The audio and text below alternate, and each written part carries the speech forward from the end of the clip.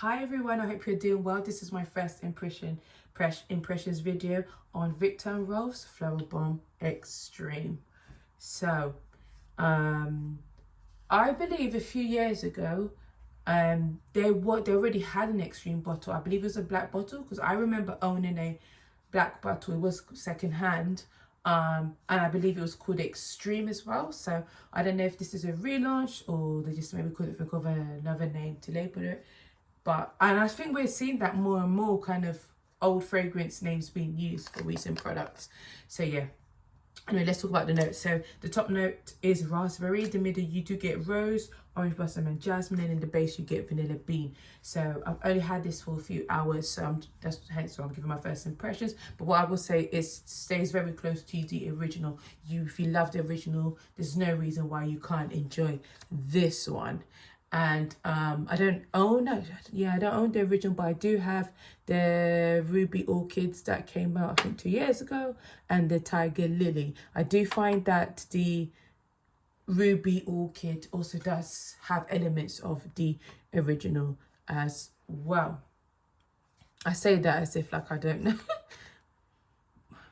but it kind of does, yeah. So on skin, when I first sprayed it, like I said, I got the original, but the patchouli note. Patchouli note is not listed here, but I pick up the patchouli. In fact, the patchouli stays from beginning. When I say beginning to end, that's what I'm talking about. The patchouli is there, and I do feel that the patchouli kind of, for me, personally, kind of stole. I don't want to say stole the show, but it just kind of just dominated everything. That was potentially nice in this fragrance, because what I did pick up, you know, of the second sort of thing I picked up was this sort of beautiful, sweet kind of baby powder kind of note in it. I believe it's the raspberry, and maybe it's the raspberry vanilla coming together, or there's other notes missing. But I really picked up this baby powder, this sweet baby powder sort of note, and I was like, oh, I was feeling myself, I was sniffing myself. I was like, oh, I really like this. But it's just kind of, you pick it up sort of here and there. So that was the part that was a bit of a letdown. And it reminded me a bit, I'm not saying they're the same, but that kind of note reminded me of the Yum Bougie Marshmallow. Sorry, just trying to read it. It's just that kind of thing, you know. If you smell blackberry elixir, it's not the same, but it was just giving me something along those lines. Burberry Her Elixir, I do apologize. Yeah, so it's just got this sort of sweet, beautiful, powdery smell. And then later on, I was like, wait, this smells like, this is going to be a bit wild, guys, but you know, this is perfume. We all pick up different things, but almost kind of cherry almond, like there's something kind of a gourmand kind of dessert pastry. That's what it's got, some sort of pastry vibes.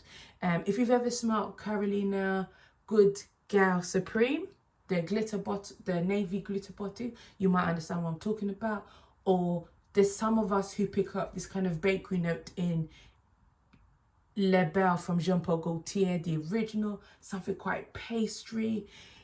I do really pick that up in this fragrance. It really gives off a dessert-ish kind of fragrance, but that and that sweet raspberry powdery kind of element is dominated by the patchouli. And I had wished that if they had toned down the patchouli, I feel like this would have been my type of scent.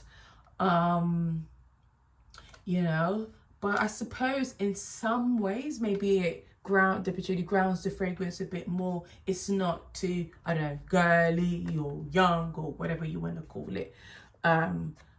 So you know, there's just arguments for both. But yeah, that would be kind of my only thing about this fragrance, is that I just wish the patchouli had been toned down. Obviously, we know patchouli is going to give it that lasting power, projection, whatever it is.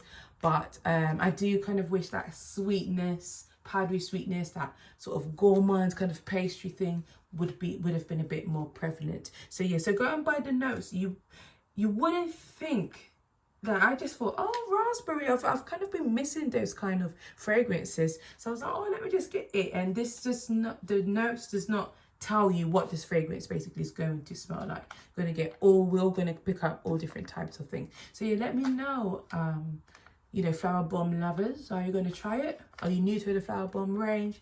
Were you a bit disappointed with the latest offerings over the last couple of years? Let me know in the comments and I'll see you in the next video. Thank you so much for your time. Thank you for watching. Bye.